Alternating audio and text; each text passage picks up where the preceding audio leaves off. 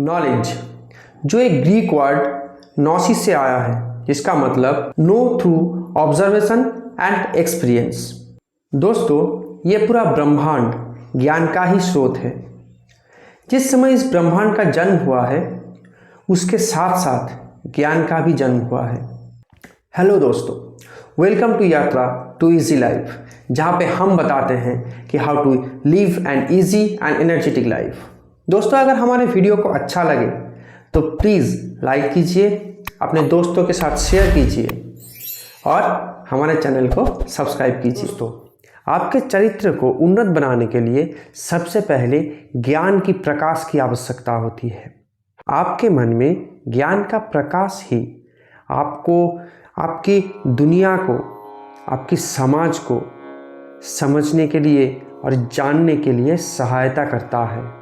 तो आपके मन में सबसे पहला सवाल क्या आया होगा कि ये ज्ञान क्या है?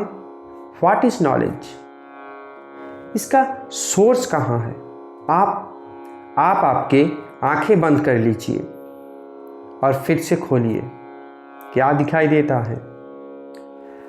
आपके बनाया हुआ या इंसान द्वारा बनाया हुआ कुछ सामान, या प्रकृति के द्वारा बनाया हुआ कुछ सामान। वैसे आप उन चीज़ों का नाम जानते हैं? वो क्या है ये पता है ना आपको? उसका क्या इम्पोर्टेंस है ये भी पता होगा। उससे आपको क्या करना चाहिए ये तो आप जानते ही होंगे। तो क्या ये अपने आप में एक ज्ञान नहीं? मतलब अगर मैं आपसे कहूँ कि आपके चारों ओर जो भी है उसे जान लेना, उसे समझ लेना ही ज्ञान है, तो क्या कोई गलत कह दिया मैंने? To know around you and yourself through observation and experience is knowledge. दोस्तों, ये एक पेड़ का पत्ता है और इस पेड़ का नाम क्या है? ये क्या काम में आता है? मतलब हमारे जीवन में इस पेड़ का इम्पोर्टेंस क्या है? क्या ये जान लेना अपने आप में एक ज्ञान नहीं? मतलब ज्ञान तो सर्वत्र है। ये पेड़, ये आवाज़, सूर्य का किरण, ये सारा ब्रह्मांड ज्ञान का ही तो स्रोत है। ये सारे ब्रह्मांड का जो स्रोत है वो अगर आपके ब्रह्मांड में आ जाए, मतलब आपके दिमाग में आ जाए, तो उसे ही ज्ञान कहते हैं। मतलब उतर जाने को ही ज्ञान कहते हैं। एक एग्जाम्पल देता हूँ दोस्तों। कंप्यूटर का हार्ड डिस्क जो डेटा स्टोर करता है, वो क्या अपने आप कोई डेटा स्टोर कर सकता है? कोई डेटा को वो अपने आप ऑपरेट कर सकता है? नहीं। वो तो हम सभी जानते हैं, बाहर से स्टोरेज में इनपुट डाला जाता है थ्रू आर्टिफिशियल इंटेलिजेंस और ह्यूमन। वैसे ही हमारे दिमाग एक बंद डिब्बों में भरा है। वो खुद से कोई इनपुट नहीं ले सकता, वो हमारी इंद्रियों द्वारा इनपुट लेता है।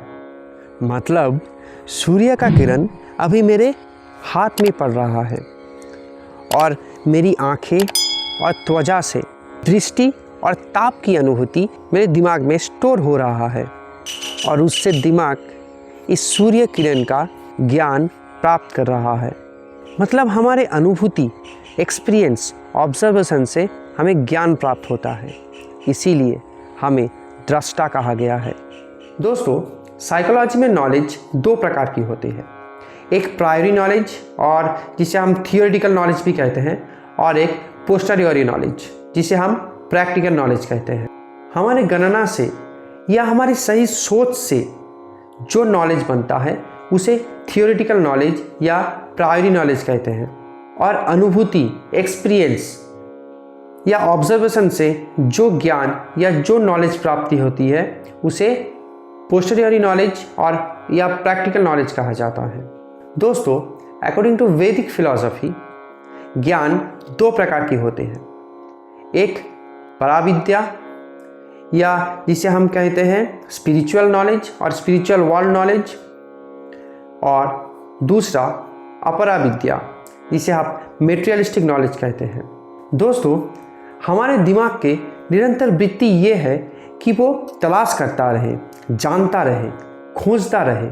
ये ब्रह्मांड या कॉस्मोस जानने के लिए ही तो है, और ये आवश्यक भी है उसे जानना। जैसे ये दिन है तो क्यों है, रात है तो क्यों है, सूर्य है तो क्यों है, चंद्रमा है तो क्यों है, आप है तो क्यों है, मैं हूँ तो क्यों हूँ, साइंस है तो क्यों है, और साइंस लॉज है तो क्यों है। ये सब जानना ज़रूरी है ना दोस्तों। इसे ही मेटेरियलिस्टिक नॉलेज कहा जाता है।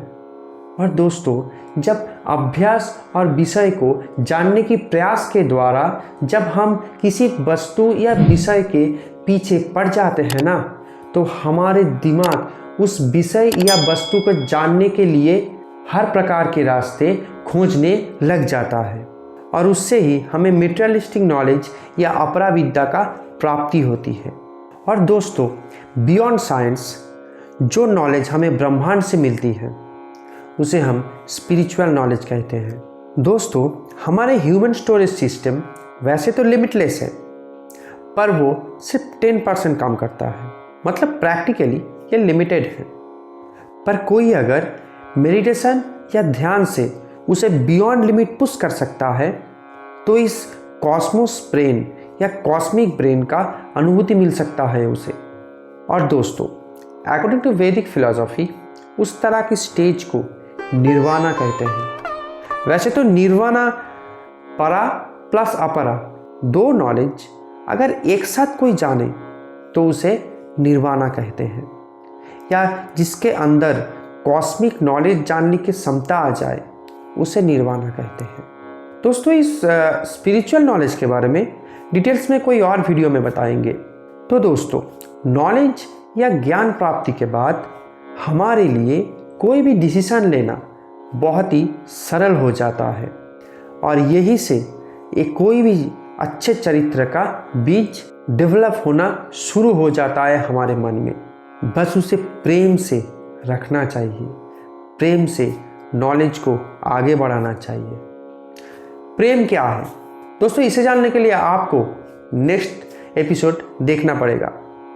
तब तक के लिए धन्यवाद।